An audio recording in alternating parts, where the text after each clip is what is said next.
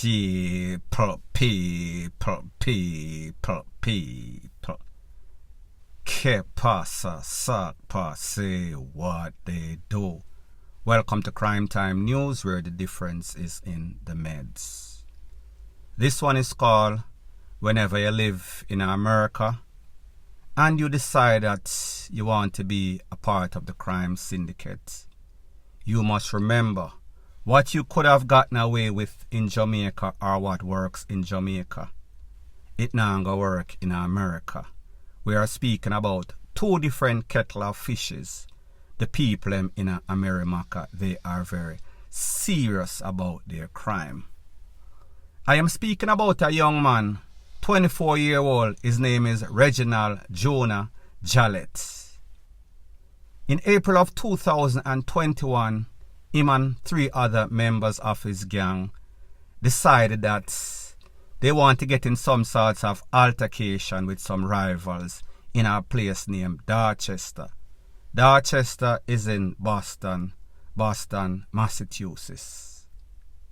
Them blaze up the place, take what themselves. After that, it seems as if a couple of them got arrested. A couple of them were on the run, including Mr. Jallet. The other day, Mr. Jallet decided that he wants to come to Jamaica. He wants to come floss. You know that gangsters, they are involved with all sorts of criminal activity, hustling, the weed, the cocoa, the ray, the tea. So he decided that, listen, may I make too much money? Me need to go to Jamaica, some sorts of stress relief. Go party, check all of my friend them, check my girl them, party up a storm, chill out for a few days and then rally back into the place, business as usual. Went through the airport in Montego Bay, check in at one of those kiosks where them scan the passport, get your information, show yeah, I am a US citizen or I am a resident green card holder. Come back through Montego Bay airport, decide say, you know say, me not going to take no check. Me I go through Philadelphia. And then from Philadelphia, me can either get a ride, rent a car, and rally back to Boston a couple of hours away. Everything was okay in Mobile Airport. Jump on the flight, not a problem. Reach Philadelphia. Reach at the Customs Border Patrol. It seems as if when he checked in at one of those kiosks, his name was in some sorts of database. He was wanted for several crimes. When him reach a customs, hand them the paperwork, them scan it, them ask him, Mr. Junior, can you come with us? We need a secondary inspection. Him probably a think say, me nah know kind of drugs. I must we them people I want to find. It seems as if he had forgotten what had happened 2 years ago or less than 2 years ago. Carry him in the secondary place, check him, make him know, say, listen, you know, say, you have a warrant from April of 2021. You and three other people, here are their names. Your name is also a part of it for an incident that occurred. These are the charges that you are facing. You are facing attempted murder, ASSAULT with a dangerous weapon.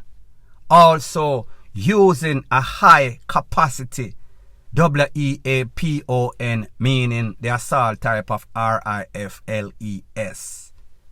Also blazing up some sorts of corn less than 500 feet or meters from a building, meaning that a building, an apartment complex that have a whole bunch of people, including little picnic. You are endangering the lives of those people that live there.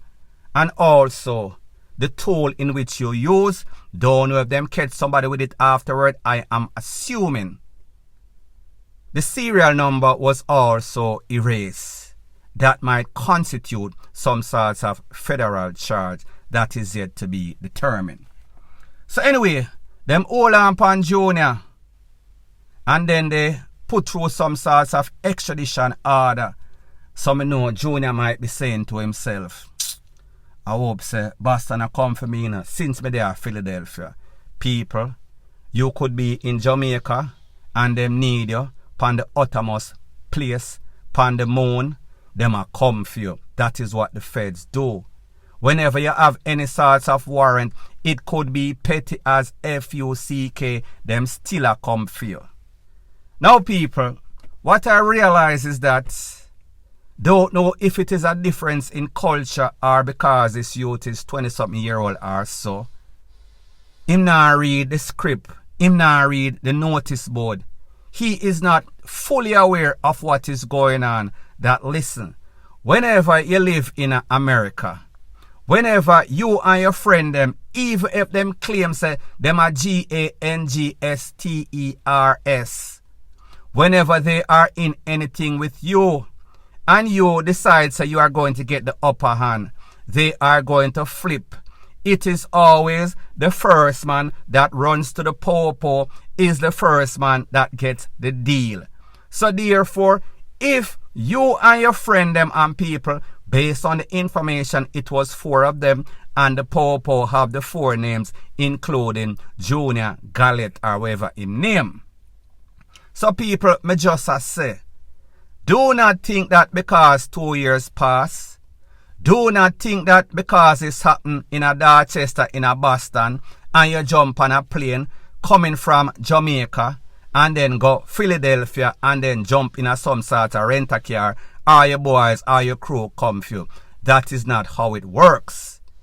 If you are wanted in any state in America, the 50-something state them, and them all you, there is what they call a national database.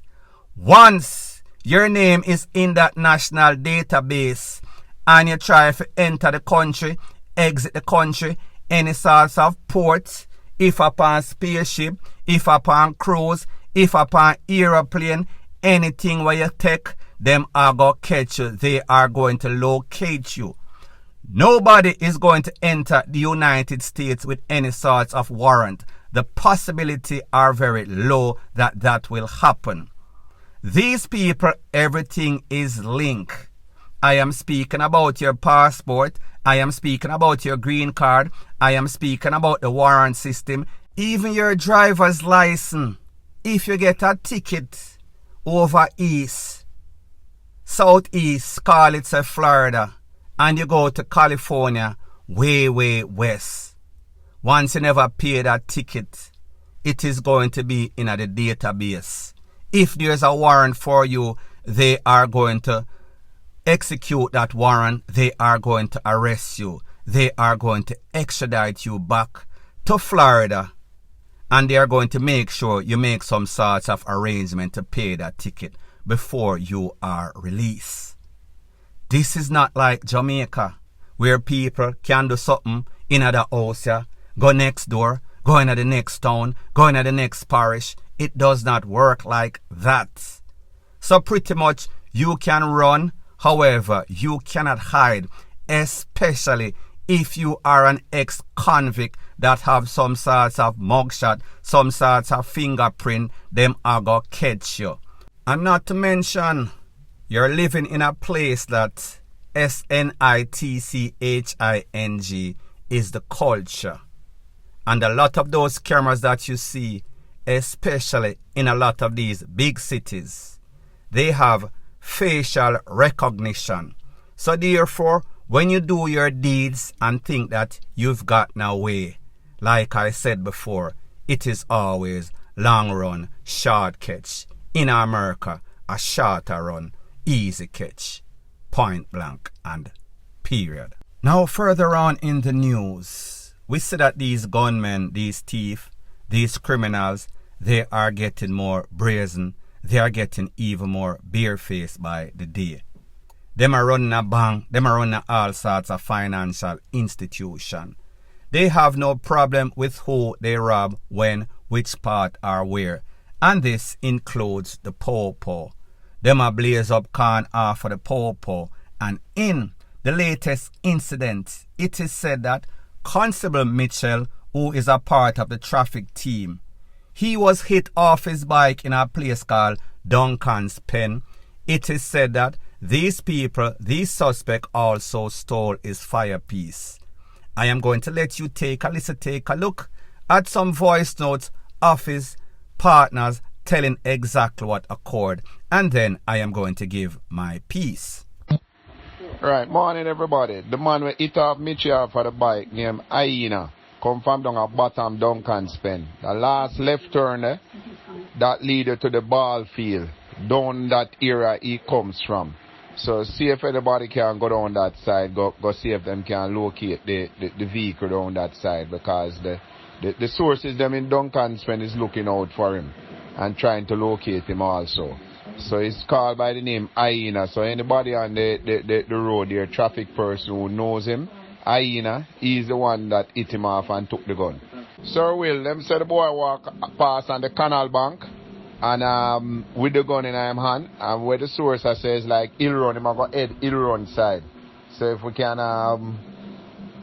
put anything he'll run side also and see what is what, based on the direction where them see him. Now people, you've heard me spoken about these 2-foot posts, 2-foot hyena.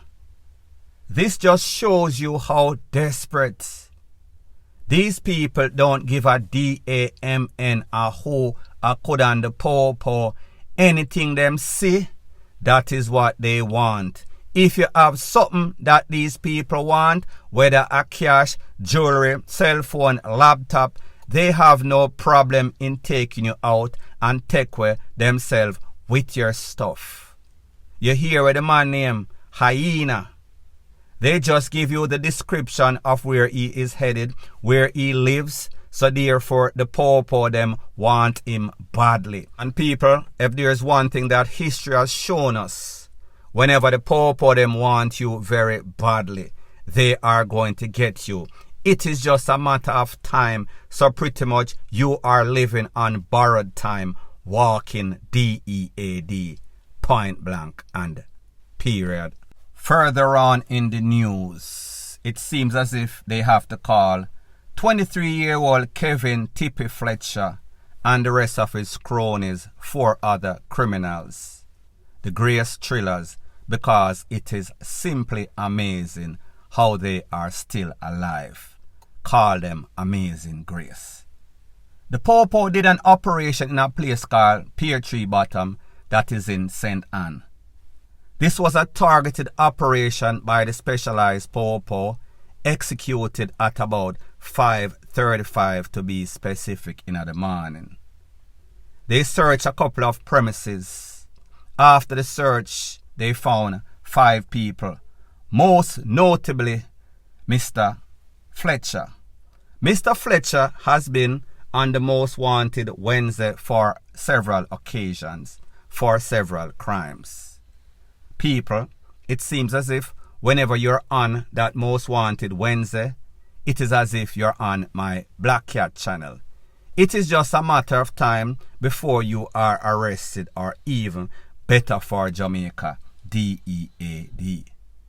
People, when they say specialized operation and they search several premises, what they mean is that somebody gave them some sort of tip in which the 22 or 23-year-old Kevin Tippy Fletcher was hiding.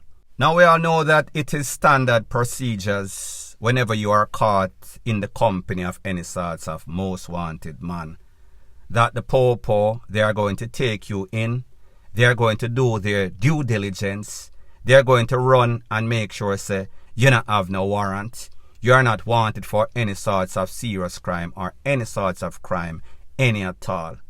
It is called casualty of the search. Them just want to make sure say you are inconvenienced, just to give you some sorts of warning that listen, keep away from bad company. Along with your friend Mr. Tippy, all 4 of you guys should be DEAD. And people, here is the reason why. It is said that when they searched the house or premises that Mr. Tippy was in, they found a tool, a 9mm containing 3 rounds in the magazine.